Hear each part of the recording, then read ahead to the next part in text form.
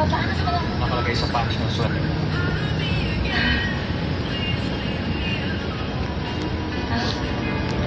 Ano yun? Ang ganda! Pulisin natin yan. Pangarera yan. Inaayos ko kasi. Talaga? Sumuturuan kita sa ibang araw. Pero hindi maaari. Huwag ka mag-alala, Uncle Alfred. Natuto talaga ako sa motor. Barbara, sana magtitag ka rin. Pero sir. Oh, hindi ko alam. Parang hindi ako bagay sa ganito. Pero... gusto ko. Wala pa ba? Pero sir, tayo. Masyado tayong busy. Okay na nga.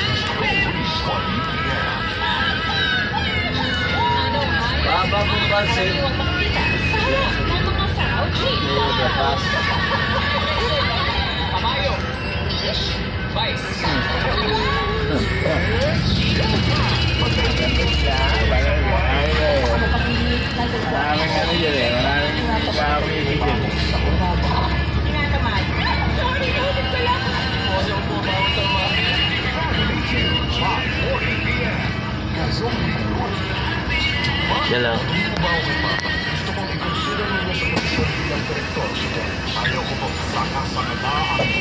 Magina! Galit ka pa rin ba sa akin? Dito ang surrender ng punch! Abot ang September! Lapit na ang subukan ng inyong surrender! Dito sa...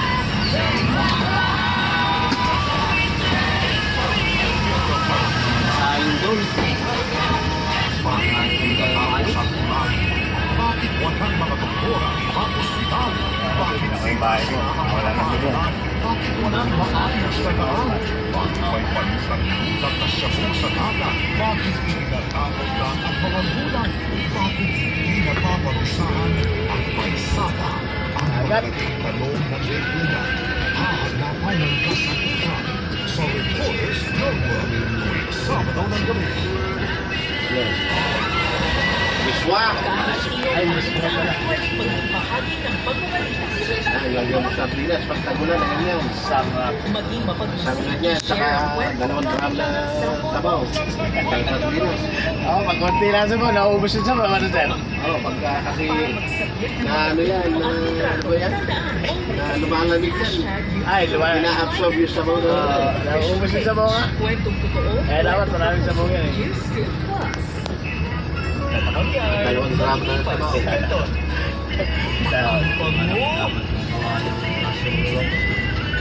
Ang sarap! Pabilihan yan.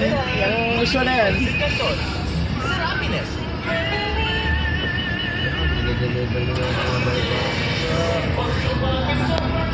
Minsan mo lang mabilihan.